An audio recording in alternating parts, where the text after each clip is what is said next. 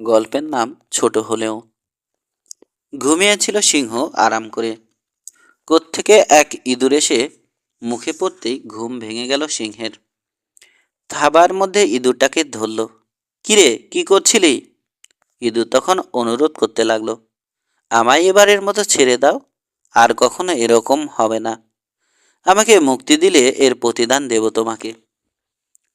সিংহ হেসে ফেলল, তুই আবার এর প্রতিদান দিবি কি রে? তোর কি যোগ্যতা আছে?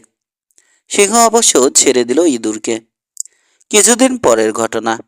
শিকারির ফাঁদে আটকা পড়ে গেল সিংহ। শক্ত এক জাল। জাল ছিঁড়ে কিছুতেই সিংহ বেরোতে পারছে না। ইঁদুর যাচ্ছিল পাশ দিয়ে। সিংহের বিপদ সে টের পেল।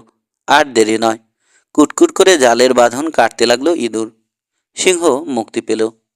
ইঁদুর তখন বলল, মহারাজ, ছোট হতে পারি, তাই বলে আপনার উপকারে লাগবো না এমন কোনো কথা নেই।